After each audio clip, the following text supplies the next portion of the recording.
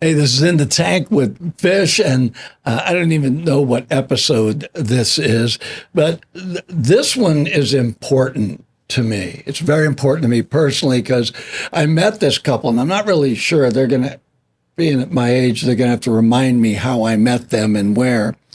But I wanted to have them on the air to talk about family because I had an opportunity to meet their family. I've had an opportunity to be around them. And I just think there's things that sometimes we learn from others that help in our situation. So I'm hoping after they counsel me today that I can get my family put back together. My kids will love me again. It just gets so with me today is Jimmy and Amy Nore. How you guys doing? Was that a good introduction, or was that just too odd? It was like an out-of-body experience hearing someone talk about your family. Yeah. How did I meet you guys? I remember meeting you after I met Jimmy, after I met you downtown at an event. Yeah, and I think that's when we had a couple of our girls with us. And so you met part of the family there. And that was at I think it was the Yuba City Downtown Summer Stroll, possibly Might there. have been.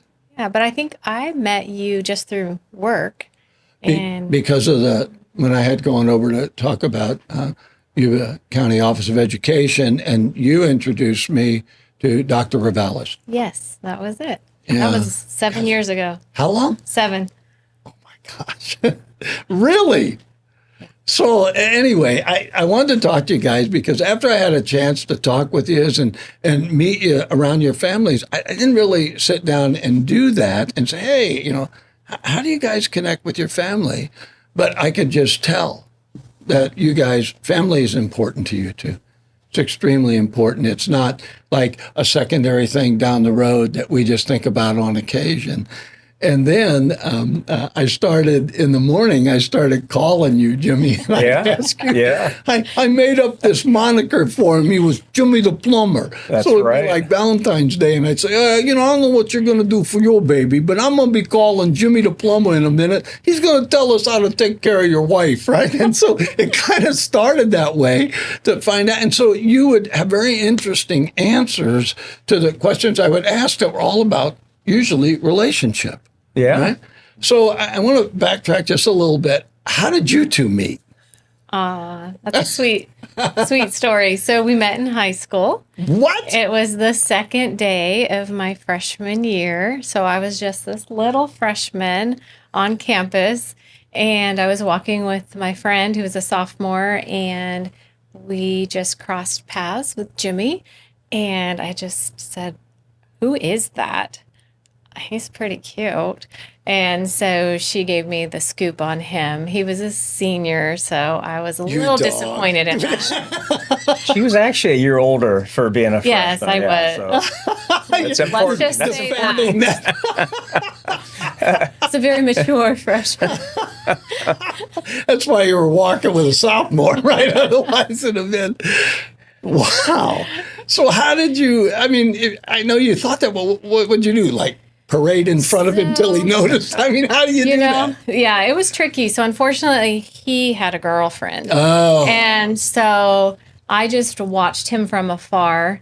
And, that was just my whole freshman year. And then towards the end, lo and behold, Jimmy shows up to church. He's attending my congregation. And I am about just dying because our church at that time was at 9 a.m. and I hadn't really put myself together that morning. So I was mortified that he was there. And to top it off, I was being called up to receive a recognition in front of the congregation, which I didn't know was happening. So anyway, that was the first time I had really a close encounter with him, at least being in the same room at the same time. Did you know she existed? What was your perspective? It's funny, we've been married over 30 years now, but we still talk about those early, times of first seeing each other and then first date and those things. And so I was aware of her, and I had her good friend and my good friend were siblings. So my friend Scott went to the same congregation as Amy, and I won't lie, it was a bit calculated going to her congregation. But I wasn't a churchgoer in my high school years at all. I grew up going to church a little bit with my mom and my little brother and my grandparents, and then that just kind of stopped for some reason. But I played high school basketball with this friend, Scott, and there was something about him that set himself apart, and I just liked being around him. And so it was kind of twofold. I wanted to learn a little bit about Scott's church, but it came in handy that Amy and Scott were in the same congregation. Yeah, so it's a twofer. Yeah. Fate. Yeah. Yeah, so we went on a date to the Silver Dollar Fair in Chico. That was our first date, and we still have those little black and white strip you get in the photo booth. Oh. Yeah, so that's kind of the start of it. And then I don't know how much we want to go into, We dated off and on over the years, but because of the age difference, my parents weren't very supportive of the relationship. And I was young, and so they really wanted me to have that experience of dating lots of people. And so you didn't you were young, you meet somebody, and then later you might be thinking, gee, I should have dated others to find it, right? Right. Yeah. So, but honestly, I hear this from women. Did you have a sense you knew he was the one? Oh, yes. Jimmy, did you have that at all? Oh, absolutely. Which is strange, because usually you don't hear it too much from the guys. You do hear it. You always hear it from the girl. I knew he was the one. Yeah. No, I knew. Yeah. Yeah. Which is just really, we just both acknowledge that there's no coincidence. Oh, that's cool. In that. Yeah. Yeah, we definitely feel there were people working somewhere to make sure the we were hand together. of God. What do Exactly. they call that? God sync, God twink. What do they call that? know. That thing where they feel like, well, God had a hand in this. Yeah. We weren't smart enough to do this. So he had to kind of move in, before, right? God wink, I think it's called, right? Yeah. God winked and said, I'll help that happen, So how long was it actually from the time you met? You were in your freshman year. Yes. Before you guys actually went, you know what? We're going to get married. Not too long. Yeah. So as I moved on with schooling, Jimmy moved away. He moved down south, and he took a job down there. And so we were separated. I actually went up and lived with my sister in Oregon for a year just to have a different experience. And so I moved back the middle of my junior year, and lo and behold, it just so happened that Jimmy was returning from Southern California. At the same time. So that is when... Did you have cell phones back then? No. As she's saying that, I'm remembering the house I lived in with my roommate down in Southern California, and I remember we would write literal letters, physical letters, and we would call on a phone that was, screwed to the wall. And, it wasn't like you could text and say, hey, I'm going to call you later tonight. It's like you dialed the number and you hope they're anyway. So it's funny, or not funny. It's fun looking back at that and that how that went. Yeah, we had to manage that, how we could communicate. And so, it worked out that he returned, I returned, and we started dating. And so that was the middle of my junior year. And then I was able to finish all of my schooling the middle of my senior year. And so I did quite a bit I worked as well. But so he proposed when I graduated, the weekend I graduated from high school. So I'm going to stop you right there. I want to know how Jimmy the plumber pulled that off. What was your proposal strategy, Jimmy?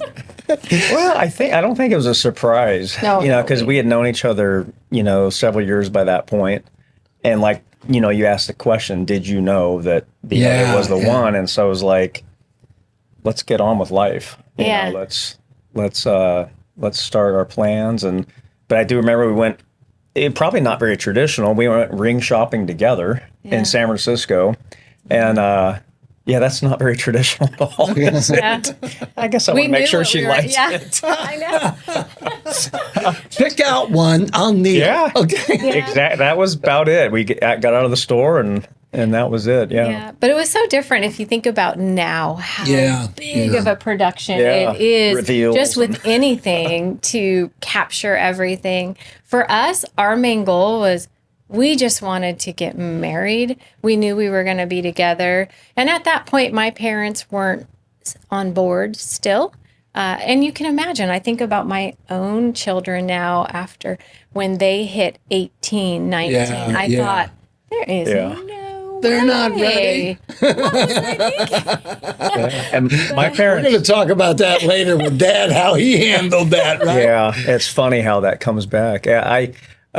So she mentioned her parents not being super on board. My parents loved Amy because what's not to love instantly. But they didn't definitely didn't embrace the idea of getting married that young.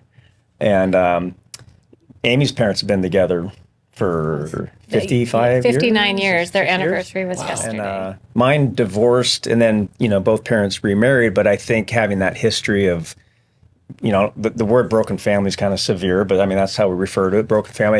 I think they kind of worried that would be in the cards. Yeah, so and young. that's unfortunate, but it's a fact of life. Right? If that happened, I don't want that to happen to them. And we have a tendency to do that. Not just the fact that sometimes we want to live vicariously through our children, but we really do want to protect them from for sure. dumb stuff we did. Right? Yes. I don't know how else to put it. Don't do that, right? Yeah. So I'm going to ask you this. It would appear to me, from being around you guys have really excellent communication. You guys are not afraid to talk to each other, right? Was it always that way? Is that kind of what put...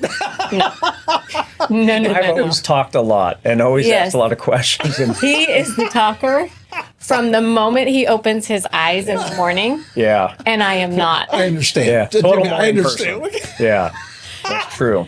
I got to ease my way into it. In the morning, I am just like, let me process. And he's just, So it's hey, good I called him on the morning show and not you. For sure. I would have got something total different. Yeah. Yes, you're very, very But smart. you know how you hear that with couples, what draws them close together is they end up in not just simple surface conversations, but they really are able to go deep about what do you think? What do you want? Right? Did that happen to you guys where you really had, really serious conversations early on? I mean, things weren't great all the time. Things were tough. Most families will say to their kids, "Hey, the first 5 years are incredibly hard. Do not throw in the towel. Until at least you get, to that point." And so there were tough times. I worked a lot of off shifts. Went back to school later, and able to do that, work these crazy shifts, and so things were really haphazard. But I always remember, because my parents got divorced, and my growing up was always going to my dad's to visit him on all the holidays. Mm-hmm. So when we were in school, the holidays were Christmas, Easter, and summer that were long enough to fly down to Southern California. Yeah. And as I got older and started thinking about, our kids and what our experience was going to be, divorce was just never going to be an option, because that's not a way, as a kid, you never have your family together. Mm-hmm. It's kind of piecemeal. You're here, you're there. And especially as a kid, when you go out of town to visit your parent, you're missing out on all those kind of rites of passage that kids do in the summer. Mm-hmm. They go to jump off the bridge at the river and all these. I'm not condoning jumping off bridges, but in Orville, Too late. The catwalk. And I just remember, just as a young kid, thinking, man, I'm missing out. There's just a lot of disconnection. Mm-hmm. So you could probably speak that too, about just never have that as an option. How that shapes the decisions you make. Yeah. It did. And, for me, coming from, just my parents or just a solid unit, I didn't have any experience with that until I met Jimmy. I didn't really understand half and step siblings. Mm-hmm. And so that, but they're a what? They're a what? But I do, those, oh boy, I would say the first 3 years, I wasn't so sure we would make it. And we had some really Good for serious you guys. like You know, conversations. if you don't weather through that, right? Oh, and Yeah. he just, I thought, this is crazy. What are we doing? I thought maybe throw in the towel, and he's like, we cannot. So I'm so grateful for his dedication. But really, for us with our communication style, I'm the type where if someone's talking to me we're not agreeing, I have to process and I have to think about it. I'm not a quick responder. I really, because I want it to be thoughtful. And whereas Jimmy is like, no, I want you to tell, Yeah. we're talking about this right now. So we took, the best thing we ever did is we spent about 6 months in counseling together as a couple. I tell couples, because I was a pastor for 20 years, and I've done more marriage counseling than I can even remember doing. And I tell a couple, you have to understand there are going to be places where you'll come to an impasse. Yeah. And it is important to reach so you get a perspective from the outside.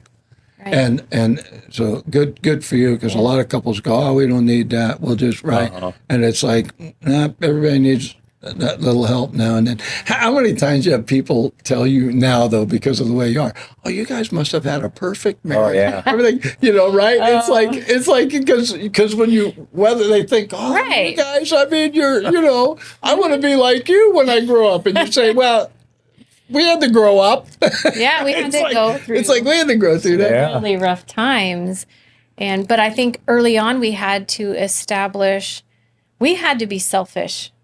We looked out for ourselves. So when we had our first child, Cody, what was important to us is we still had our weekly date nights. We went out. Good for you guys. Even if we were broker than broke. I remember one time we went and got one of these burritos, that they're massive. Well, we just cut it in half, and I think it was maybe $4 at the time. So we went, got our burrito, and we went and sat at a park and just sat on the park bench, and that was our date night. But for us, it was so important to have that one-on-one time with each other, because you have to remember why you liked each other in the first place. Because with kids, that you can get so wrapped up with them. It's a whole nother dynamic. I tell people, when you're alone, if you want to get up at 3 a.m. and go get a hamburger, you get up, get in your car, and go get a hamburger. Yeah. When you get married, you got to go, I want a hamburger. I got to see if Amy wants one, right? And then you have to go through the process. I want it with this. Well, maybe not that. Can we do this? It's an extra hour to go get that burger, right? When you have kids, you have to pack up the whole house. Yeah. It's like, so the dynamic changes. You can never forget who you are and the connections that you made, right? And you reinforce those connections, right? So I totally get that. It's like, look, we need to make sure we are in close proximity on occasion, right? On a regular basis. That's really good. Right. Yeah. As you were talking about kind of the challenges early on, we there's a spin class we go to at the Racket Club we don't always make it Wednesday and Friday, usually once out of the week. But there's our spin instructor is just super positive and promotes a lot of self-awareness and growth. And there's this, usually halfway through it, she plays an inspirational, it's like a backdrop of a song, but with someone speaking motivational things. And one of them is, if the journey isn't challenging, the destination won't be rewarding. Exactly. That's good. Yeah, and you think for some reason too, as you were talking about, I think you said it, Fish. If you don't go through those challenges, it doesn't forge, the marriage as well as if you hadn't. And you think of like a brand new football helmet. And then you see that helmet at the end of the year and it has what the kids call stick marks, where helmet went to helmet. And and every one of those little stick marks has a story. Right. And it's like a marriage. Uh-huh. That's really good. Yeah. Yeah. I can see the marks on his head. Yeah. Those are self-inflicted. You did. Yeah. I should wear a helmet just daily. Yeah. It's amazing. So at some point, you kind of weather that, but that commitment is not just somewhere along the line. You recognize it wasn't just a commitment. right? Whatever it took to get this far, I have to continue to do. This old bishop used to say to me all the time, he'd say, "You young men, whatever it took to get them, it'll take to keep them." Yeah. Right? If you open the door for her, you keep opening it. I still open the door. 51 years later, I'm still opening the door, right? And it's like that is part and parcel. And I wanted to talk to you guys about family, but this is really good because how do you get there? Right? It's not just having children. How do you get there, right? And so you guys have had enough of a process. How many of your kids are now married? You want to take it? You go ahead. Okay. Yeah. So right now, 2 of the 3. Okay. And the youngest, who's the one that isn't married. I mean, I should be careful what I say, but I imagine probably within a year and a half. Wouldn't you say that's safe I'd to say a say? year or two. She's headed that way. Yeah, I she's think headed that way. headed in that direction. Yeah. Does the guy even know? Yeah. Yeah. Yeah. Yes, he very much. Yeah. I believe he's on board. Is he? Yeah. Don't watch this. And so, but they had a chance to grow up and see the process. I tell people I'm not ashamed. Recognizing where my wife and I came from, the things that we've been through, right? And I liken the things that you go through to the reason that the military has camaraderie. When you go through tough stuff together, you're closer. Yeah. Right. yeah. And that's camaraderie. And I tell people, you don't die for God and country, you die for that guy next to you. And so it's kind of like that. It builds that strength in. And some parents try to hide everything from their children, which you can to a degree because you're trying to protect the innocence of their youth. But there comes a place where they want to know, how did you guys do this?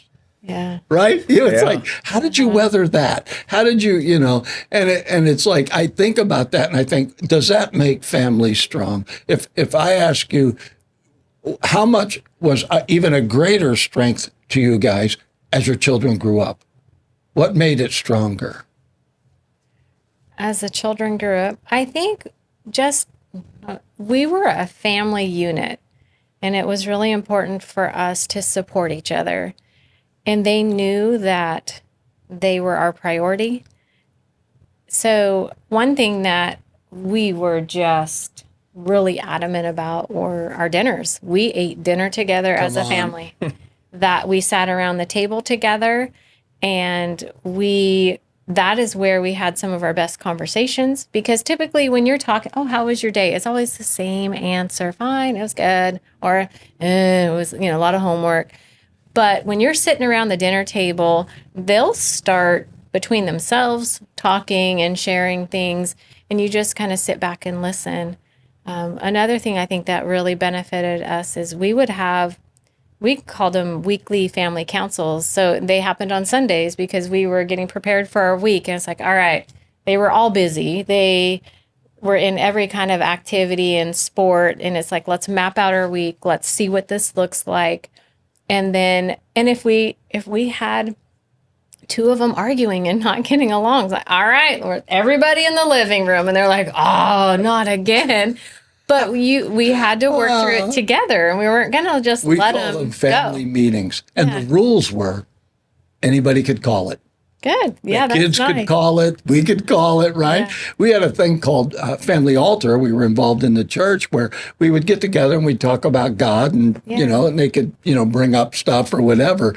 But family meetings that anybody could call, that usually wasn't about God. We needed God to help us. But it was usually Some extra help. somebody was sideways, right? And it could be any one of us. So Yeah. So that's really good. That's really good. How much, I'm going to ask you that. How much, so you mentioned going to church. Did you both continue to go to church Kind of. through the course of that? So I didn't, again, I wasn't a real church goer. Right. And even early in our marriage, I wasn't. I still wasn't. So, and then so Amy, I had a bad influence on her as far as she kind of, backed off a little bit. Yeah. And once we had our first child, that really hit her how important the gospel is. Come on. And That relationship. Kids have a way to do that. Yeah. Crystallized everything. And and the belief that life is eternal and families are eternal, and even when I didn't go to church, I had that foundation of the Savior and a Father in heaven, which I'm so grateful to my mom, grabbing these two boys and getting them to church, as hard as that was, to get that initial. Mom, I got better things to do. Are you serious? But it was. I'm so grateful that I had that, because that wasn't a stretch for me. To be told or be taught that families are forever. I'm like, oh, I already knew that, and that Jesus Christ is our Savior. I already knew that, so that was easy. But it was hard for me, I think, once I knew I was having an effect, because it's a lot easier for a family to go together to church than it is for a parent to go alone and drag kids along. And so Yeah. So Jimmy started, I would go occasionally. And then after, the birth of our son, Cody, I started going more regularly. And then, so Jimmy, I do think, felt bad about not being there. So he attended with me.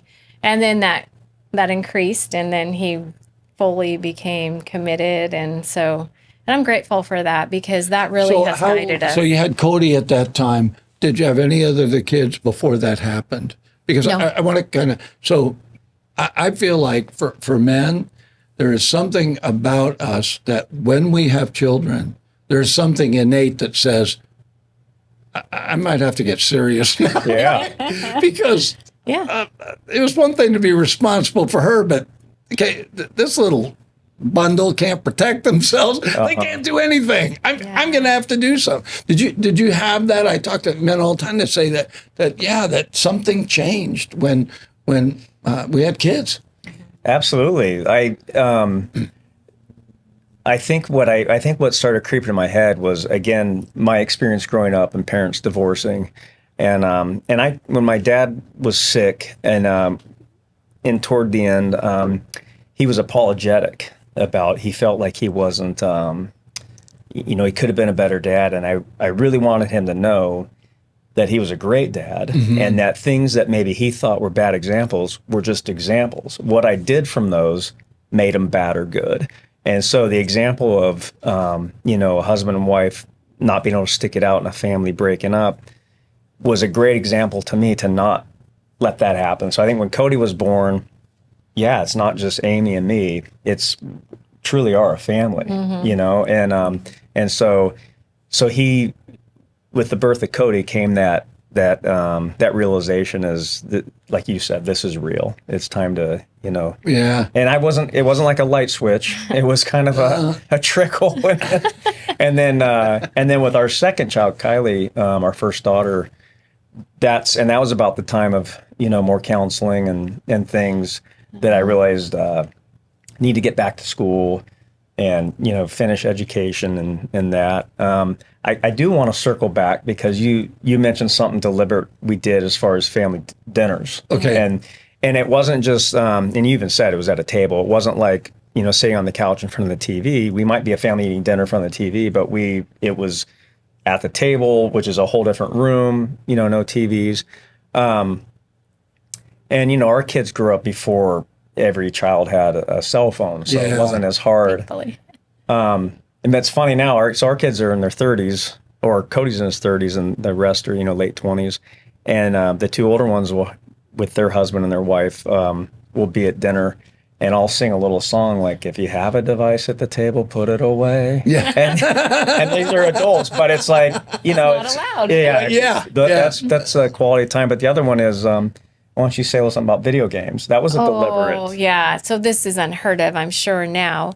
But, when Cody was, I don't know, I think he started at 8 wanting a Game Boy, the Nintendo Game Boy little thing. And we just did not want that in our house. I was just so worried that he would just become so fascinated by it that he wouldn't be able to do anything else. So we just made a hard and fast rule. We decided together, no video games in the house. And we held strong to that. I think we got a Wii when the kids were like In their 15, teens. 17. And then by that point, I think we used it more when our family came over. But it just wasn't something they were too interested in. My wife and I took a lot of heat because of things that we wouldn't allow our kids to do. And I grew up in a large Italian family, and family dinners on Sunday, lasagna or spaghetti. There isn't any other food on the planet. But my father died when I was 12. I left home at 15. And so I had to kind of work my way through high school and do that. So there were certain things, kind of like you're talking about, it changes your values. So when I had kids, it was like, what, just because, everybody else is doing it, or just because it's the latest trend, I always thought, okay, everything in life is an influence. And so Patty and I had talked about, is this really the best influence for them? Now, I think at times maybe I was too strict, right? I mean, I look back and think about it, but I got two really good boys that do really good things and are really good men, really good husbands, really good. Well, the one's a father, the other has dogs. I guess it's the grand dogs. He's really good with them. But you, at the time, did you guys feel like we were making the best decision we know how with what we got, and we just sort of hope this works, right? Oh, for sure. You're living on a prayer, just hoping that you're not going to just wreck your kids for the rest of their lives. Yeah, you just hope. But I think the big thing was that we were unified in that. It wasn't, our kids knew they couldn't go to one and play that parent. That is important. And, so I think that helped in that situation. But yeah, I don't know. You're always worried that what you do is going to just really just destroy your But I kids. think that's good. Being willing to question that. I want to do the best. If otherwise you just go, okay, well, that's it. Just do it, right? I do want to touch back on this. My wife is like you, right? Yeah. She's a thinker, right? I verbally process, right? And so one day, the bishop stopped me. Every once in a while, he'd say, "Hey," and he said, "You realize that you a 220 volt circuit going into a 12 volt battery." Oh, that's a great And I was like, comparison. oh, what she said? He said, give her time to think through stuff. And I had to learn how to just put stuff in front of her and walk away. Yeah. She'll think about it. 3 days later, she'll go, it was blue. What was blue? Out of the clear blue, right? You know what I'm talking about? Oh, yeah. It's like, what? Yeah. And then she goes back and we get it. That part of that dynamic of people saying, well, we're not the same. In the long run, that's actually turns out to be a good thing. Yes. Because she will tether me from running off and just because I'm going to go do that, right? It's like, going through life. Here, grab my hand. Whoa, there's a hole. Don't worry about it. It's like, right? And then so when we had our kids, the amazing thing was they now had individual personalities and the way they process information. And it's like, what? There's more than two ways. I was just getting used to this, right? And so at what point? How old were you guys when you had Cody? Oh, boy. I was probably 22. Still young. I was very really young, young. I was 19. probably, yeah. Yeah. Yeah. And then how soon before? What was Then the other one? Kylie. so they 2 were 2 years. years apart. And then after that, we really thought we were done. We had a boy and a girl. And I came from We're a doing large perfect family. We're done. Yeah, I didn't want to have a large family, so I thought we are done. And then we got surprised with Bailey. So they're almost 3 years apart. Wow. So Yeah. After two, I came from a big Italian family. My dad was one of 15 children. Two were stillborn, but 13 children. He's the only one born in this country.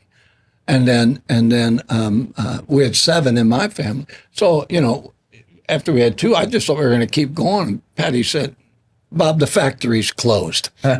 We are done here. That's it, right? And I was like, what? Yeah. Even that's an adjustment, right? Oh yeah, and this guy here, I had to be at least 8 months pregnant with Bailey, our third child, and he just looks at me and he says, "Well, what do you think about 5 kids?"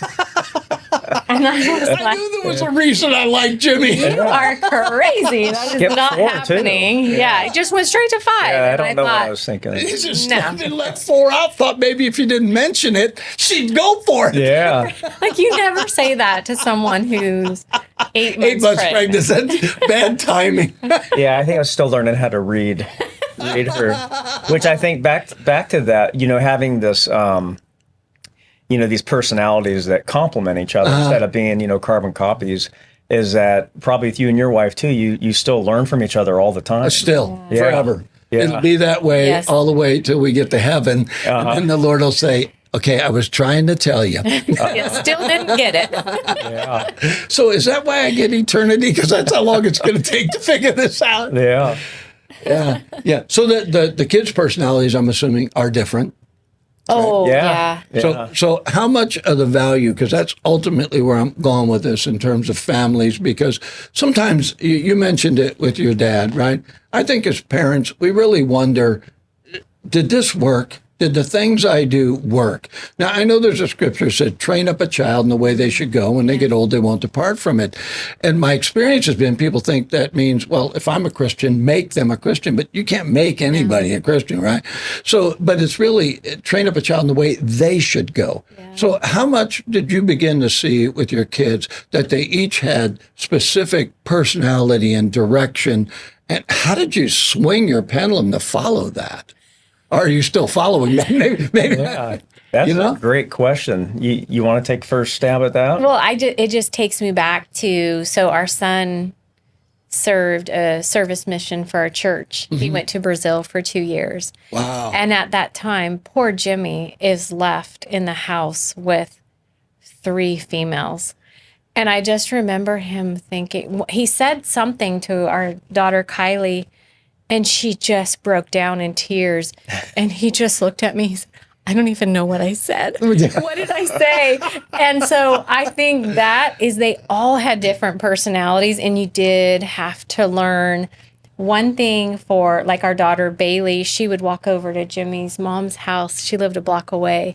And that was her favorite thing to do. Go over there with the dogs. She'd get a little treat with Nani. And I remember, like, her punishment, which was probably mean, it was like, okay, you do that again and you're not going to be able to go over to Nani's. I But like it was it. just, That you works. had to find with each child What works. because the same thing doesn't work. They'd be like, oh, I don't care. I don't do that every day. I'm fine. I'm going to stay home. Yeah, the dark teenage years, my oldest boy wanted to wear all black. I don't know where he gets it from, but and he wanted to stay in his room. So his punishment was, oh, no. Come out here with the family. Yeah. Because I've sent you to your room. It's what you want. So that's not happening. Come out here. And you really do. You have to kind of figure out what works for each kid to help keep them on a track. And I used to explain to my boys, look, I'm responsible for you until such a time as you step out. Yeah. So until then, I'm your father. I'm not your friend. We're not buds. Nope. Now, we hung out together, but they understood what that meant. In the end, I have to make decisions you're not going to agree with, right? But I will stand by my decision, And so it was really interesting for them, to grow up in that. And, and I used to hear from people, you're too strict, you do this, you do that. And other people I know, their kids ended up with a lot of problems, and mine didn't. And so I often wonder how much discipline, when we talk about discipline, we usually talk about with little kids discipline, a timeout, even if they get a swat on the popo, right? Whatever it takes, right? Yeah. But as they get older, it's a reasoning process. And so they have to understand principle, and that becomes much more difficult because they're starting to have critical thinking. Yeah. They're like, oh, wait a minute, if she said that, what did she mean by that? And can I go over here and get in? And that's why you guys have a united front was probably pretty powerful. It's like, okay, wait a minute, we're going to talk about this, and you guys, you're getting the same answer from both of us, right? Yeah. So of the 3 kids, which ones are closest to your personalities? Like my older boy is more like me, my younger boy is more like my wife. But you have 3. Yeah, because we talk about this a lot. Yeah. Our son is definitely like Jimmy. He's a deep thinker, loves to learn, and actively seeks out, just self-improvement. And so, I don't know. I admire, we love, our kids are just amazing. I just I think could the see world that of when I've them. been around you. You guys Yeah. love your kids love you. And that's why I really wanted to have you on and talk about that, because everybody, like I said, people probably go, oh, you guys just love each other. Like you never had a problem. Oh, yeah. You woke up one day. It was perfect. It's just like in the movie. Oh, right, yeah. The kids never did anything wrong. They were perfect from child. And that's not real life. But No. if you stay with it, if you endure, right, some of the hard things, Well, and I you think, grow closer together. yeah, and our kids knew that we always had their back, but they darn well better, if they're going to come to us with an issue with a teacher or something, we need to know all the facts, be upfront. Yeah, not just your side. Right. Yeah. What, So what role did do? you have in Nothing. that? I didn't do anything. Yeah. So, but we would always, they knew that we'd always be there for them no matter what. And I think that offered a stability for them, just knowing that was a security that they had. But going back, I can't leave my girls out. So my girls. I was only interested in the boys. I had boys. I didn't have girls. I'm like Jimmy. God, if I make them cry, what am I going to do? My wife said, I'm going to be the only girl. Even our dog was a boy, right? There was no girl. She was the girl in the She was family. outnumbered, but she was the princess or the queen. She's a queen. Yeah. Question, right? It's And it's good to like, be all right, queen. baby, what am I supposed to do, right? And it's like, go deal with the boys. But yeah, I would say our youngest daughter, Bailey, she's probably more like me. And that can be a bad thing at times, as far as she's very organized and detailed and likes to have things in order. She cleans like no other. But I was like that. I mean, on our kids, when they had breaks over school, we were, they had chores. They were doing baseboards and things like that. But I think Kylie's a nice mix, because she can be sensitive, and she's very thoughtful with others.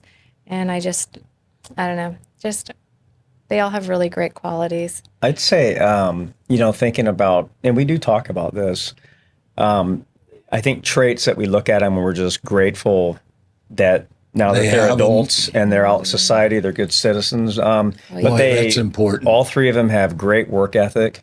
They all three have a great sense of humor. They can, laugh at themselves. And all three of them, family is super important.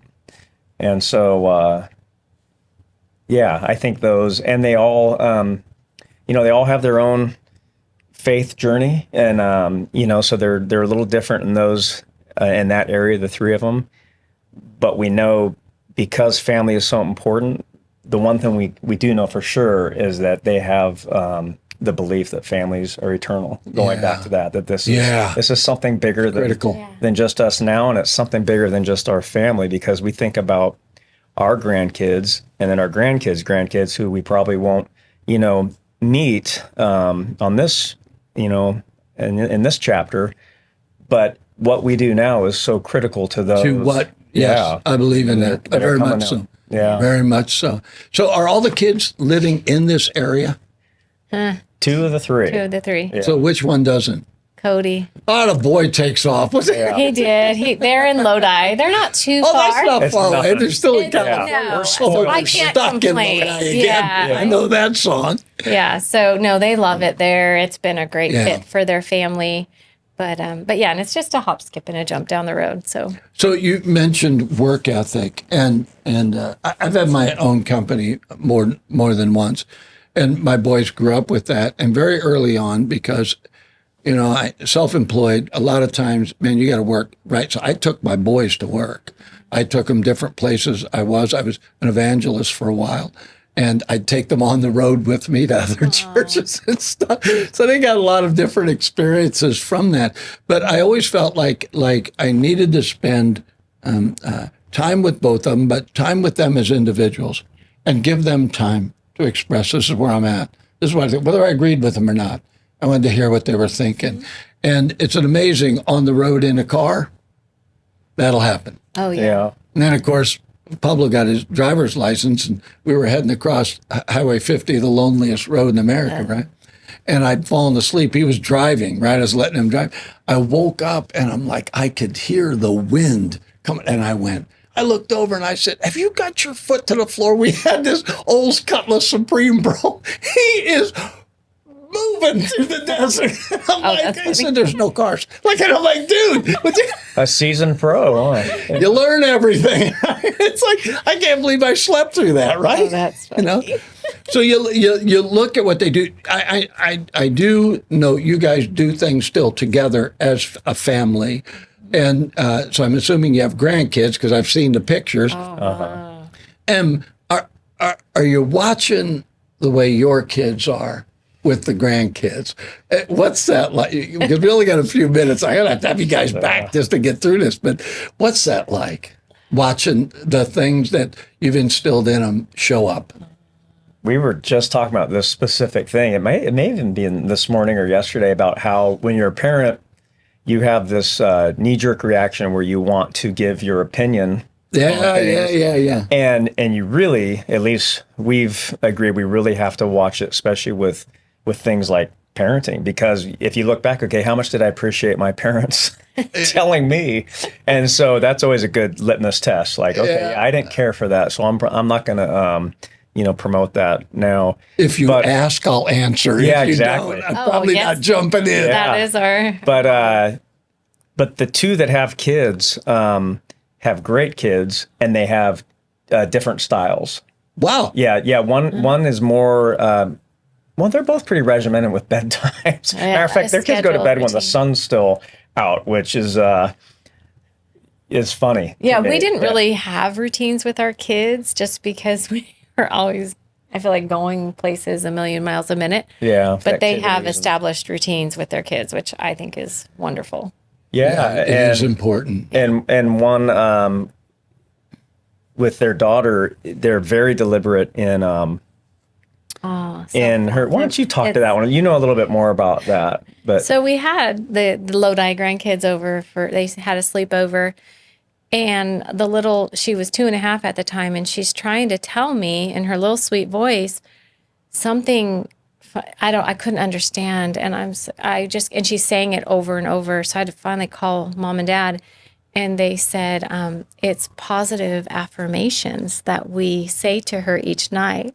So they read the book. They're used to this routine. They read a story, they say prayer together, and then they say, Collins is smart.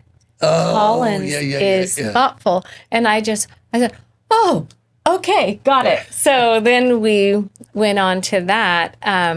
Just because, with girls, we're prone to be a little bit hard on ourselves, and they wanted to instill that in her at a young age. Yeah. To see the good that she is. And so, reminds me of Stuart Smalley on Saturday Night Live. But he said, you're good looking and you're smart. And doggone it, people like you, right? Yeah. And we joke about that, but words are powerful. Yes. And amazingly, words we say to ourselves. Things we repeat in our head. So getting kids on that track at a young age is a good idea. Regimentation, those are good things. Yeah. Right? Yeah, I think back to that question, the fact that our kids are being thoughtful about the traditions or the things they want to implement in their homes means a lot, because they're thinking outside of the now and thinking about their kids as, future stewards of the community they're in, and more importantly, the families that they're going to raise. Yeah. And I go back to, our young selves as parents, just barely, young kids, and that concern, always worrying, am I ruining my children? Is this going to ruin them forever? Amy, you're smart. Yeah. But it's just... And doggone it, Amy, people like you. Thank you. But it's just rewarding as a parent to see them now as parents, and just they're doing a great job. Well, I think you said it, Jimmy. It's like you look down the road and say, if I did well, right, and I did some right things, that goes into, right, and the scripture says a good man leaveth an inheritance for his children and his children's children. And I used to think that meant save them a little bankroll, right? Yeah. Yeah. But it's not. It's what you pass on that's eternal and what ends up in them.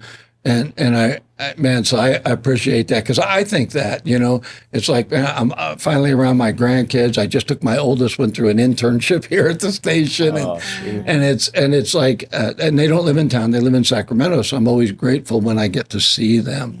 But I just want to say this: I have watched your family from a bit of a distance and have been very appreciative of what I see as a family recognizing what really matters.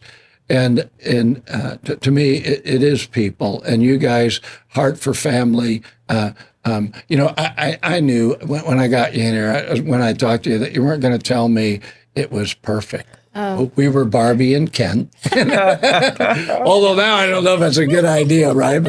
But right, I knew that. But I also knew that there was something that you guys had grabbed hold of that made a difference, and you were willing to pass that forward because it mattered to you. And that's that eternal sense of family. This goes on forever. This doesn't end here, and that matters, right? So is there anything else before, because we're going to run out of time, is there anything else you guys would like to add? I think maybe for another time, something that was incredible. One day, we've moved, I think, 14, 15 times, which is another thing I think that forges a family, because moving is traumatic. So, fun. But in one of the moves not too long ago, Amy came across a box with some old videotapes, the little small ones that would go into the camcorder. Yeah. And so she had those transferred to, I don't know, DVDs or something that we could watch them.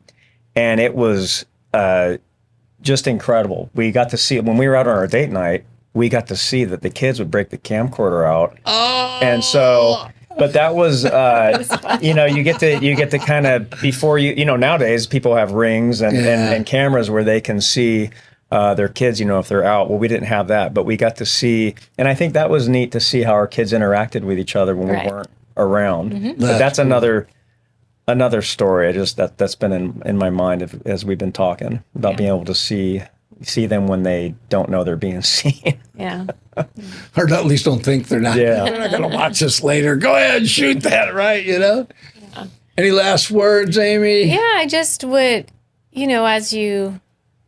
for those who are young, I just think that the journey isn't easy, but boy, it's fun. There's so much joy in it. Yeah. And the things that might overwhelm someone at the time, they're just little stepping blocks, and you do have to move through that together, that obstacle, because you will always come out stronger with a solid foundation, united as a couple.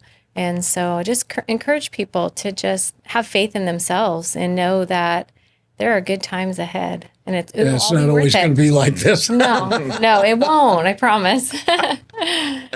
So I just want to thank Jimmy and Amy for coming on. And I want you guys to know I didn't set them up. I just told them I wanted to talk about family. But I really knew that people's life experience can matter to us.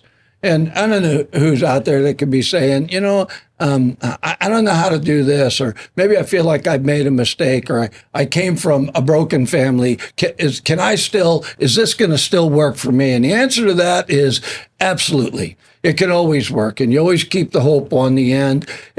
Sometimes we think that all of our future is dictated by our past, but it's not. It's dictated by even choices you make now, choices that maybe your parents didn't make. And for your children, honestly, there's going to be choices they make that you wouldn't have made.